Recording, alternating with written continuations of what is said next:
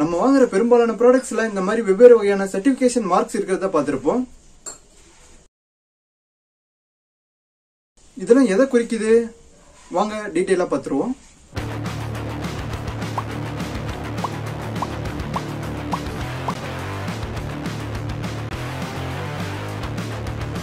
First of all, இந்த certification marks எல்லாம் எதுக்கு? நம்ம ஒரு பொருள் வாங்குறோம்னா அது தரமானது தானா, நம்பகத்தன்மை வாய்ந்ததா, பாதுகாப்பானதா, இதெல்லாம் தெரிஞ்சுக்கிறதுக்கு தான் இந்த சர்டிபிகேஷன் மார்க்ஸ் உதவுது. ஒரு சில சர்டிபிகேஷன்ஸ் வாலண்டியரா மேனுஃபேக்சரர் வாங்கிக்கலாம். ஆனா ஒரு சில சர்டிபிகேஷன் கண்டிப்பா வாங்கிதான் ஆகணும் ஒரு சில ப்ராடக்ட்ஸை விற்கணும்னா. முதல்ல BISக்கு கீழே வர சர்டிபிகேஷன்ஸை பத்தி பார்த்துடலாம். BIS அப்படின்னா பியூரோ ஆஃப் இந்தியன் ஸ்டாண்டர்ட்ஸ். இது இந்தியாவோட தேசிய தரநிலை அமைப்பு.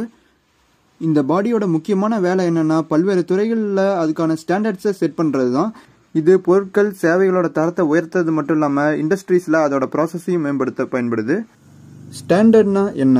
ஒரு பொருள் அல்லது சர்வீஸ் எப்படி இருக்கணும், எப்படி தயாரிக்கப்படணும், எப்படி டெஸ்ட் பண்ணணும், எப்படி பயன்படுத்தணும் அப்படிங்கிறதுக்கான ரூல்ஸ் அண்ட் கைட்லைன்ஸ் தான் ஸ்டாண்டர்ட்ங்கிறோம். உதாரணத்துக்கு ஹெல்மெட்டோட இந்தியன் ஸ்டாண்டர்டை பார்த்துருவோம். ஹெல்மெட்டுக்கு தேவையான எல்லா பார்ட்ஸு, வைசரு, ஸ்ட்ராப்பு, அதோட டைமென்ஷன்லாம் எப்படி இருக்கணும், இந்த ஹெல்மெட்டுக்கு என்னென்ன டெஸ்ட்லாம் பண்ணணும், எல்லாமே சேர்ந்தது தான் இந்த ஸ்டாண்டர்டு. இந்த மாதிரி ஆயிரக்கணக்கான ஸ்டாண்டர்ட்ஸ் இருக்குது அதோட கேட்டகரிக்கு தகுந்த மாதிரி. இந்த BIS அமைப்போட செயல்பாடு பொருட்களுக்கு ஸ்டாண்டர்ட் செட் பண்ணுறதோட மட்டும் நிற்காம அந்த பொருட்களோட தரத்தை செக் பண்ணுறதுக்கு லெபார்டரிஸ் இயக்கிறதுலேருந்து நம்மள மாதிரி நுகர்வோரோட உரிமைகளை மேம்படுத்துகிற வரைக்கும் நிறைய செயல்களை பண்ணிட்டு இருக்கு. நீங்கள் பார்த்துட்டு இருக்கிறது தான் BIS கொடுக்குற மேஜரான சர்டிஃபிகேஷன் மார்க்ஸ். முதல்ல நம்ம எல்லாருக்கும் பரிச்சயமான ISI முத்திரையை பற்றி பார்த்துருவோம். இந்த ISI முத்திரையை சிமெண்ட் மூட்டைகளில், வீட்டில் பயன்படுத்துகிற மின் சாதன பொருட்களில், கேஸ் சம்மந்தப்பட்ட பொருட்களில், இன்னும் நிறைய இடங்களில், உதாரணத்துக்கு ஹெல்மெட்டு, இந்த மாதிரி எங்கெங்கெல்லாம் சேஃப்டி அவசியமோ எல்லா பொருட்கள்லையும் பார்க்கலாம்.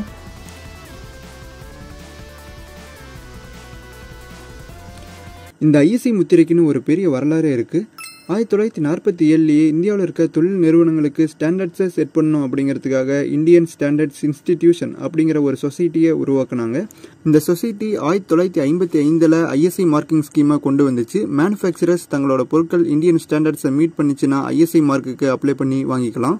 இந்த சொசைட்டிக்கு சில சட்டப்பூர்வமான அதிகாரங்கள் கிடையாது. அது மட்டும் இல்லாமல் 1980களில் தொழில்துறை ரொம்ப முன்னேற்றம் அடைஞ்சதுனால இன்னும் ரொம்ப பவர்ஃபுல்லான சட்டப்பூர்வமான ஒரு அமைப்பு தேவைப்பட்டுச்சு.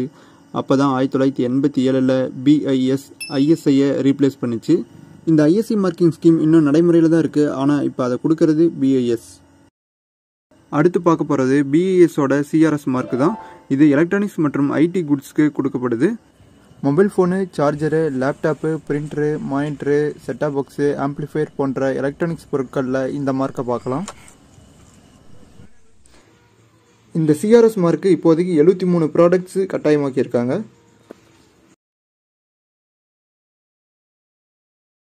அடுத்தது BISோட ஹால்மார்க். விலை உயர்ந்த உலோகங்களோட தரம் மற்றும் தூய்மையை நிர்ணயிக்க இது பயன்படுது. இப்போதைக்கு இந்தியாவில் தங்கம் மற்றும் வெள்ளி ஹால்மார்க்கிங் செய்யப்படுது. அடுத்தது எக்கோ மார்க். இது ஒரு பொருள் சுற்றுச்சூழலுக்கு பாதுகாப்பானது தான் அப்படிங்கிறத உறுதிப்படுத்த பயன்படுது. இது சோப்பு, பேப்பரு, பிளாஸ்டிக்கு, கயிறு, பேக்கேஜிங் மெட்டீரியல், சில மின்சாதன பொருட்களுக்கெல்லாம் கொடுக்கப்படுது. இது ஒரு வாலண்டியரி சர்டிஃபிகேட் தான். இது அந்த அளவுக்கு புழக்கத்திலையும் இல்லை. இந்த ISI மார்க் ஒரிஜினல் தானோ அப்படின்னு கண்டுபிடிக்க BIS கேர் அப்படிங்கிற இந்த ஆப்பை பிளே ஸ்டோர்லேருந்து இறக்கிக்கோங்க. இதில் ISI வெரிஃபை லைசன்ஸ் டீட்டெயில்ஸ் அந்த ஆப்ஷனை கிளிக் பண்ணிக்கோங்க. இதில் இந்த CML இந்த லைசன்ஸ் நம்பரை என்டர் பண்ணி சர்ச் பண்ணோம்னா அதோட டீட்டெயில்ஸ்லாம் வரும். நேம் ஆஃப் த ப்ராடக்டில் protective helmet for two wheeler riders. இது ஒரு ஒரிஜினல் ப்ராடக்ட் தான். மேலே ISக்கு பக்கத்தால் ஒரு 4 நம்பர் போட்டிருக்கு. இதுதான் ஸ்டாண்டர்ட் நம்பர். இதை செக் பண்ண நோ யுவர் ஸ்டாண்டர்ட்ஸை கொடுத்து அதில் இந்த 4 நம்பரை டைப் பண்ணுங்கள். அப்படியே கீழே ஸ்க்ரோல் பண்ணோம்னா இந்த IS 4151க்கான ரெக்கார்டை பார்க்கலாம். பாருங்கள், protective helmet for motor cycle. இதை கிளிக் பண்ணோம்னா இன்னும் இதை பற்றின டீட்டெயில் தெரிஞ்சுக்கலாம்.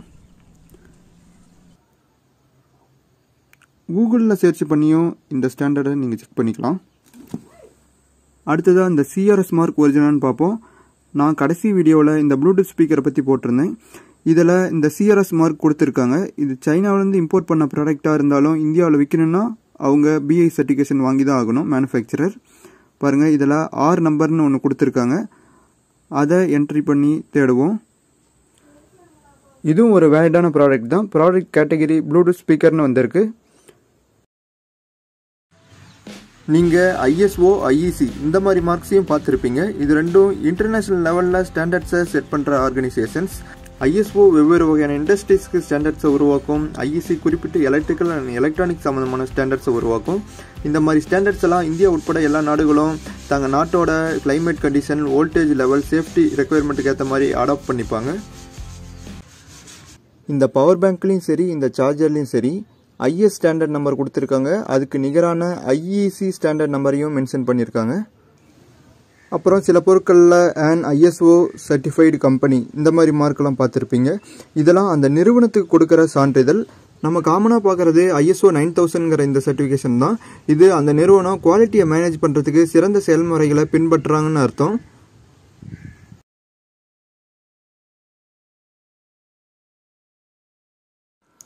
அடுத்து பார்க்க போகிறது உணவுப் பொருட்கள்லாம் இருக்கிற இந்த FSSAI மார்க் தான். இந்த சர்டிஃபிகேட்டை கொடுக்கறது சுகாதாரம் மற்றும் குடும்ப நலத்துறை அமைச்சகத்துக்கு கீழே இயங்குற food safety and standards authority of India அப்படிங்கிற சட்டப்பூர்வமான அமைப்பு. இவங்களோட வேலை உணவுப் பொருட்களுக்கு ஸ்டாண்டர்ட்ஸை உருவாக்கி அதோட உற்பத்தி, சேமிப்பு, விற்பனையை முறைப்படுத்தி ஃபுட் சேஃப்டியை உறுதிப்படுத்துறது தான். இந்த FSSAI வரதுக்கு முன்னாடி உணவுப் பொருள் கலப்படத்துக்குன்னு ஒரு சட்டம் இருந்தது. FPO பழங்கள் சம்பந்தப்பட்ட பொருட்களுக்கு ஒரு சட்டம் இருந்தது. பால் சம்பந்தப்பட்ட பொருட்கள், எண்ணெய் சம்பந்தப்பட்ட பொருட்கள்னு தனித்தனி சட்டங்கள் இருந்தது. இது எல்லாத்தையுமே 2008 FSSAI ரீப்ளேஸ் பண்ணிச்சு. உணவுப் பொருளில் கலப்படம் எதுவும் இருக்கக்கூடாது, ஹைஜீனிக்காக தயாரிக்கணும், சர்க்கரை உப்போட அளவு லிமிட்டில் இருக்கணும், FSSAI லைசன்ஸு, எக்ஸ்பைரி டேட்டு, இன்க்ரீடியன்ஸ்லாம் கண்டிப்பாக லேபிளில் ஆட் பண்ணியிருக்கணும். இதெல்லாம் FSSAIயோட காமனான ஸ்டாண்டர்ட்ஸு.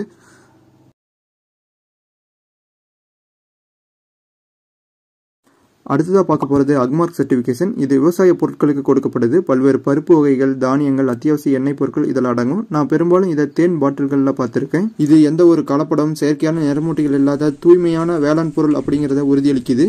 இது ஒரு வாலண்டியர் சர்டிஃபிகேட் தான், ஆனால் சில பொருட்களுக்கு மட்டும் கட்டாயம்.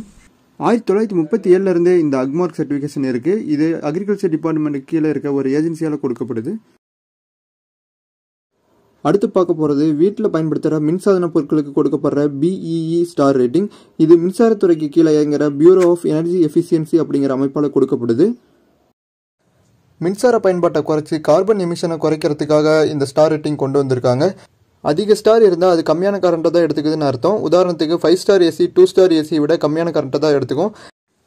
இந்த லேபிளில் ஸ்டார் ரேட்டிங்கை தவிர்த்து அதோட பவர் கன்சப்ஷன் அளவையும் கொடுத்துருப்பாங்க. அது மட்டும் இல்லாமல் வெரிஃபிகேஷனுக்காக அதோட லைசன்ஸ் நம்பரையும் மென்ஷன் பண்ணியிருப்பாங்க.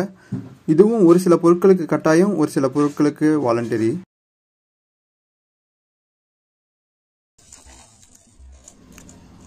இந்த நெய்டப்பாவில் பாருங்கள், அக்மார்க் சர்டிஃபிகேஷன் இருக்குது, ஹலால் சர்டிஃபிகேஷன் இருக்குது, ISO மேனேஜ்மெண்ட் சிஸ்டம் சர்டிஃபிகேஷன் இருக்குது. இதை தவிர இன்னும் 2-3 சர்டிஃபிகேஷன்ஸ்லாம் இருக்குது. இந்த மாதிரி இன்னும் நிறைய இன்டர்நேஷனல் லெவல் சர்டிஃபிகேட்ஸும் இருக்குது. ஒவ்வொரு கண்ட்ரியும் அவங்களுக்கு தகுந்த ஸ்டாண்டர்ட்ஸும் செட் பண்ணி வச்சுருப்பாங்க. அது மட்டும் இல்லாமல் ஒவ்வொரு ப்ராடக்ட் கேட்டகரிக்கும் தகுந்த மாதிரி தேர்ட் பார்ட்டி சர்டிஃபிகேஷன்ஸும் நிறையா இருக்குது. உதாரணத்துக்கு ஹெல்மெட்டுக்கு டாட் சர்டிஃபிகேஷன். இதில் ஒரு சில சர்டிஃபிகேஷன்ஸ் கட்டாயம், ஒரு சில இது ஆப்ஷனல் தான். ஆனால் அந்த சர்டிஃபிகேஷனில் இருக்கிற மாதிரி பார்த்து வாங்கினோம்னா அந்த பொருள் இன்னும் தரமானதாக தான் இருக்கும். ஒரு சதுரத்துக்கு கூட இந்த மாதிரி பச்சை நிற புள்ளி இருந்தால் அது வெஜிடேரியன் ஃபுட் ப்ராடக்ட். அதே ப்ரௌன் நிற முக்கோணம் இருந்தால் அது நான் வெஜிடேரியன். இதுதான் ரீசைக்கிள் சிம்பிள். அதுவே பிளாஸ்டிக் பேக்ஸ் இருந்தால் அந்த சிம்பிளுக்குள்ளே ஒரு நம்பர் இருக்கும். அது எந்த வகையான பிளாஸ்டிக் அப்படிங்கிறத குறிக்கும். அதுக்கு கீழே இருக்கிறது மறக்காமல் இந்த பையை குப்பை தொட்டியில் போடுங்க அப்படிங்கிறத நினைவூட்டுறதுக்கு. இந்த சிங்கம் பொம்மை மேட் இன் இந்தியா ப்ராடக்டை குறிக்குது. இந்த மூக்கு கண்ணாடி க்ளீன் இந்தியா மிஷனை இந்த பிராண்டு சப்போர்ட் பண்ணுதுன்னு அர்த்தம். இந்த கண்ணு போட்டு ஒரு சிம்பிள் போட்டிருக்கு. இது ஒரு கெமிக்கல் அப்படிங்கிறதுனால கண்ணில் படக்கூடாது அப்படிங்கிறத குறிக்கிறதுக்காக போட்டிருக்காங்க. இந்த சிம்பிள் பேட்டரி மற்றும் எலக்ட்ரானிக் சம்மந்தப்பட்ட பொருட்களில் இருக்கும். இதை குப்பை தொட்டியில் போடக்கூடாது அப்படிங்கிறதுக்காக கொடுத்துருக்காங்க. பூச்சிக்கொல்லி மருந்துகளில் இந்த மாதிரி நச்சுத்தன்மை குறியீடை பயன்படுத்துகிறாங்க.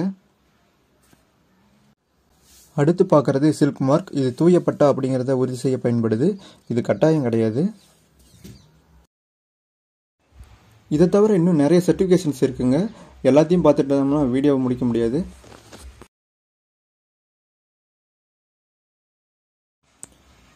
ரீசெண்டாக ஒரு நியூஸ் பார்த்தேங்க. இதில் BES அமேசானோட வேர் ஹவுஸுக்கு ரைடுக்கு போயிருக்காங்க. அதில் ஆயிரக்கணக்கான அன்சர்டிஃபைடு ப்ராடக்ட்ஸை சீஸ் பண்ணிட்டாங்க. இதில் smart watch, electric water heater, mobile சார்ஜஸ்லாம் அடங்கும். BISோட சைட்டில் ப்ராடக்ட்ஸ் அண்டர் கம்பல்சரி சர்டிஃபிகேஷன் இந்த பேஜில் எந்தெந்த ப்ராடக்ட்ஸ்லாம் குறிப்பிட்டிருக்காங்களோ அதுக்கெல்லாம் கட்டாயம் சர்டிஃபிகேஷன் வாங்கணும். நம்ம மேனுஃபேக்சராக இருந்தாலும் சரி இல்லை இம்போர்ட் பண்ணி விற்றாலும் சரி கண்டிப்பாக சர்டிஃபிகேஷன் அவசியம். இந்த சர்டிஃபிகேஷனை மேனுஃபேக்சரர் தான் அப்ளை பண்ணி வாங்கணும். உதாரணத்துக்கு வெளிநாட்டில் ஒரு கம்பெனிலேருந்து நம்ம ப்ராடக்ட்ஸ் இம்போர்ட் பண்ணி வாங்கணும்னா வெளிநாட்டில் இருக்க அந்த ஃபேக்ட்ரி தான் BIS கிட்ட சர்டிஃபிகேஷன் வாங்கணும்.